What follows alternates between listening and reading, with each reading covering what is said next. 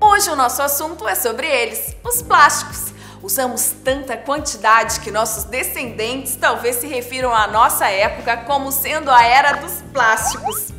Muitos dos utensílios domésticos, automóveis, embalagens e até mesmo roupas são feitas com esses polímeros. Mas seria possível a vida humana mantendo os mesmos padrões de conforto sem os plásticos? Olha, eu diria que não. Mas quem é você? Eu sou um químico, mas a minha especialidade são esses queridos polímeros. Apesar dos pesares, é bom você ter aparecido por aqui. Você pode me ajudar na aula de hoje, que tal? Minha querida, aula?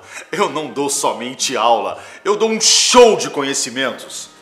Eu sou um showman.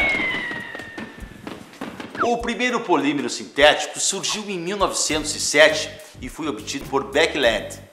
Este polímero recebeu o nome comercial de baquelite. Sentiu? Beckland, baquelite, sentiu? Até hoje ele é utilizado em cabos de panela e alguns componentes elétricos. Desde então, a indústria e o uso dos polímeros não para de crescer. Hoje mesmo, roupas especiais como o uniforme de astronautas, vestes de corredores de Fórmula 1 e roupas de mergulho são produzidos com polímeros especiais que possuem as propriedades desejadas para cada caso. E tem também...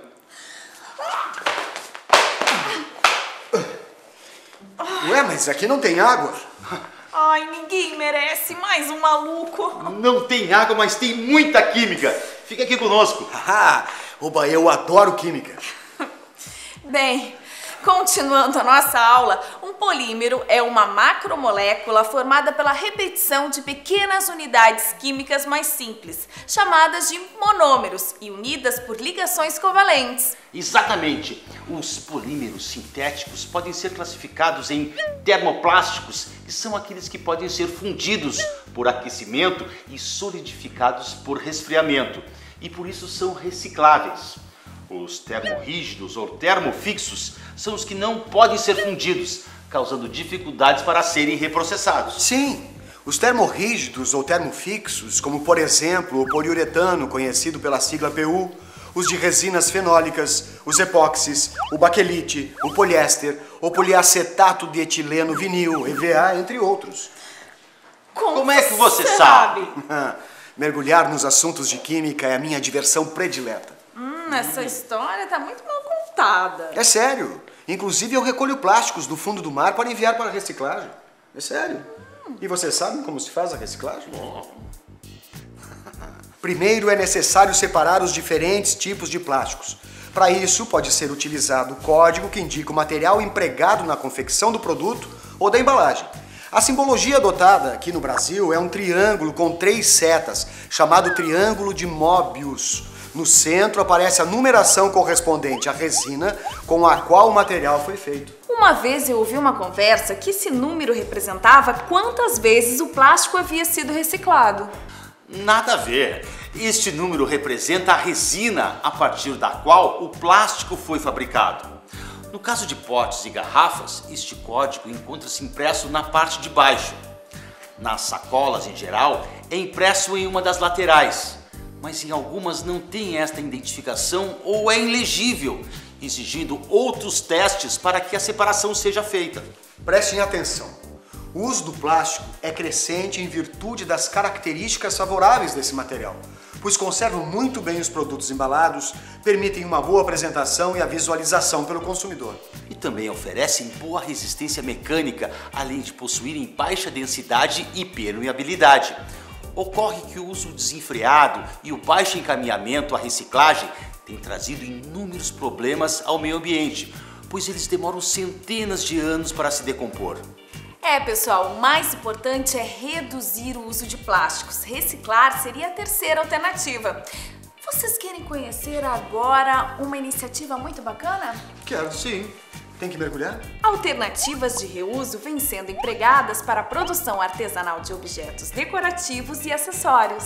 Pessoal, vocês sabiam que com uma garrafa de PET se pode fabricar 2 camisetas?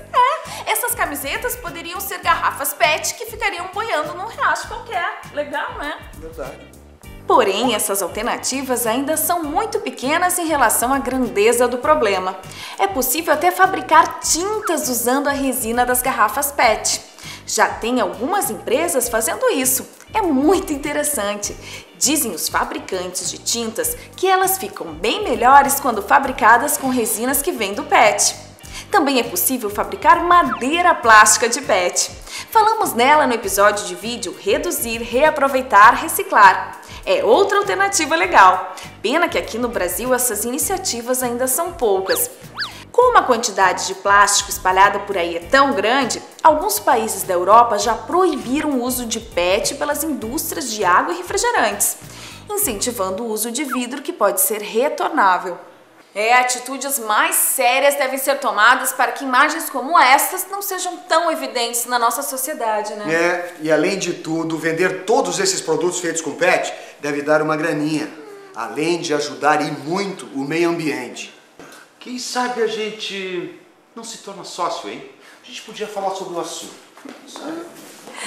E você, o que pode fazer para ajudar o meio ambiente em relação aos plásticos? Faça uma limpeza em casa, veja tudo que pode ser reutilizado ou reciclado e coloque a mão na massa. E depois disso, pense cada vez que for usar uma embalagem plástica. Reduzir é preciso. Reduzir, reutilizar, reciclar. Tchau, gente!